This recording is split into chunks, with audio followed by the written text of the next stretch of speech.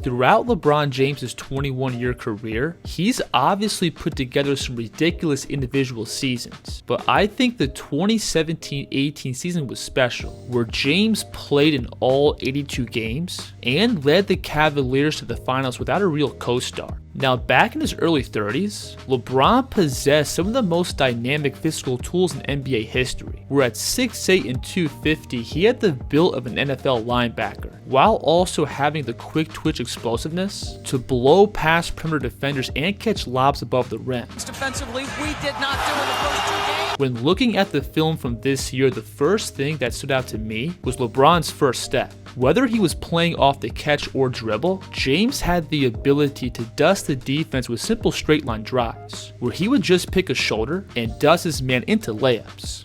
You'll see Draymond Green here picking him up beyond the 3, and LeBron's going to simply put the ball in his right hand and blow right past him.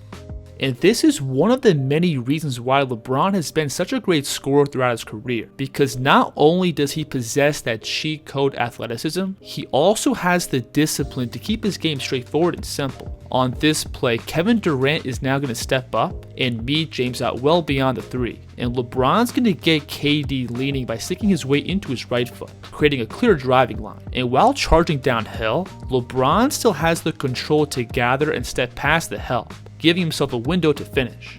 Off the bounce, LeBron also doesn't get enough credit for how good his handle was. While obviously he wasn't super handles, James was still great at sizing up his man and reading angles. You'll see him here playing with the ball back and forth, to then exchange the ball through attacking this defender's top foot.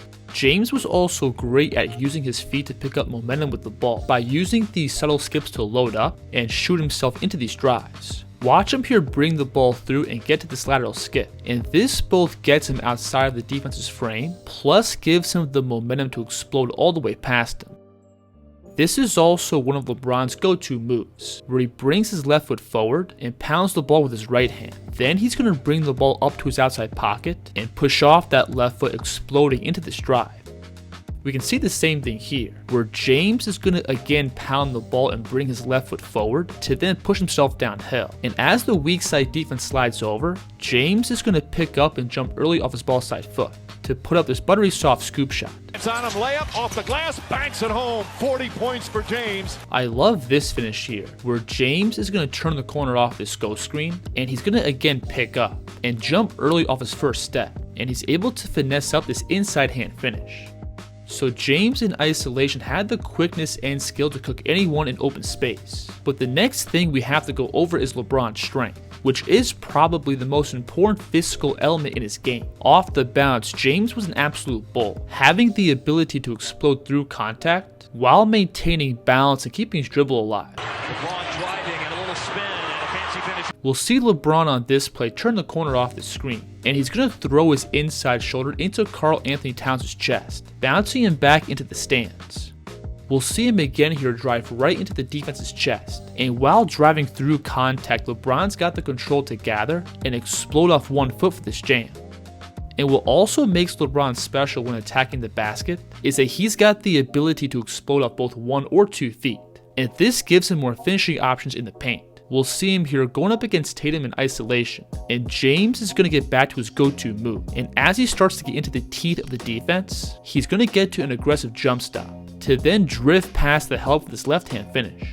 So when it comes down to simply putting your head down and attacking the basket, I think this version of LeBron is one of, if not the best downhill drivers in NBA history. Now at this point of his career, James was also becoming a pretty advanced scorer with his back to the basket. And this is where everything comes back to LeBron's blend of speed and strength. Obviously, James had the ability to play bully ball and chisel his way into buckets, which he could pretty effectively do against a variety of matchups. And while LeBron didn't have the most advanced footwork down low, he still had the physicality and control to get buckets. And because the defense was so worried about LeBron bulldozing his way towards the basket, it allowed him to set up some different moves. One of LeBron's go-tos was this quick spin, where he would feel the defense heavily leaning on his back, so in response, James would turn into their weight, setting up a clean attacking angle.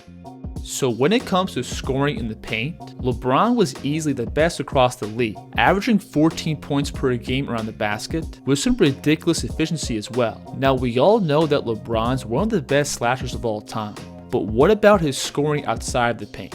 We can start off by looking at his mid-range shooting. When looking at his numbers, James this year wasn't a super efficient in-between scorer, but he was at least good enough that the defense had to come out to respect him. And because the defense was also so afraid of LeBron's downhill scoring, he could pretty easily push the defense back off the dribble, setting up these in-rhythm pull-ups. And while LeBron's never been known to be a top-tier creator in the mid-range, I do think he has a really good foundation into his shot, where he's comfortable putting moves together and dropping his shoulders, to then quickly pick up and elevate into his shot.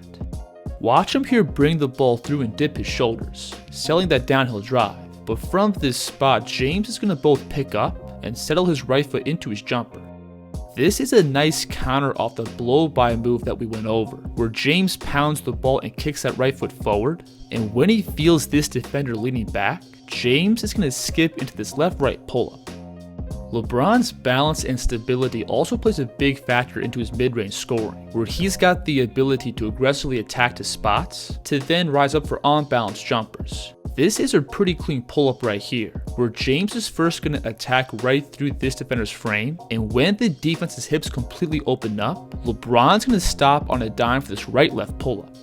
And some of these in-between looks were also really difficult, where James was heavily fading out at awkward angles, but still had the control to put up buttery soft pillows at the basket. We'll see him on this play attack across the paint to his left, and when he gets into this fadeaway, notice how LeBron's going to release at the height of his jump while drifting backwards. And the strength it takes to get this shot to the basket is crazy. Now James also created a big chunk of his in-between looks in the mid-post, where again his elite strength and control allowed him to heavily fade out and sink some pretty difficult looks. No matter what you throw at him, and he knocks down. We'll see him here bumping his man down below the free throw line, and when he turns out into this fadeaway, there's pretty much no chance of altering that shot. So again, while LeBron did have a variety of ways to create these in-between looks, he still wasn't the most accurate shooter from these spots. And it was always a win for the defense if they could push LeBron out into these difficult and less efficient looks. But when we extend out and look at LeBron's three-point shooting, this was one of his best statistical years. James this season shot 41% on all his catch and shoot threes. Now this wasn't really a big deal because a vast majority of the Cavs offense was being run through James, and he averaged just over one catch and shoot three per game. But this still made LeBron a real floor spacer off the ball. James this year also shot the ball really well off the dribble, where he was more than comfortable pulling up going both right and left, punishing any kind of soft coverage by the defense. And James was also comfortable letting the ball go from range. Staring down Dwayne Bacon, the rookie, and cooks the bacon. We'll see this defender here get caught cheating underneath the screen, so LeBron's going to settle his feet behind the line and rise up for this in-rhythm jumper. This play really shows how confident LeBron was in his pull-up shooting, where the Nuggets botched this pick-and-roll coverage, giving James all this open space to attack into, but LeBron still elects to rise up for this bomb. And then of course I have to mention that the FU3 was one of his go-to moves in isolation, which is still the most unstoppable move in basketball history. So James being able to rise up and punish soft coverages in pick and roll and isolation has been one of the biggest factors to LeBron continuing to be one of the best scorers in the league for decades. So despite not being the most efficient shooter in the mid-range, James is still a real 3-level scoring threat. Having the strength, quickness, and skill to get into the deep paint at will, being able to punish the defense for sagging back by rising up for these short in-between jumpers, while also being a pretty good shot maker from behind the line. This obviously forced the defense to throw multiple defenders at LeBron in the half court, which then opened up his playmaking. As a passer, James checks all the boxes, being able to snap these tight pocket passes in pick and roll, read the defense on the weak side of the floor, plus having some unique deliveries in his arsenal. By far, my favorite dime that LeBron throws is his whip pass off his hip, where he brings the ball up to his waist level, then snaps this laser across the court. And what makes this pass so effective is that there's no load up into this dime. LeBron has the strength in his wrists and arms by itself to effectively laser this pass across the court, which allows him to instantly punish any kind of defensive breakdown. You'll see him on this play read this weak side defender sliding across the paint. So from his outside pocket, James is going to whip this skip pass all the way over to his teammate in the corner, creating a closeout for him to attack. And then obviously LeBron's ability to put pressure on the rim did lead to some routine kickout passes. And while James this year was missing a real co-star, the Cavs should still get some credit for surrounding him with shooters. Kevin Love.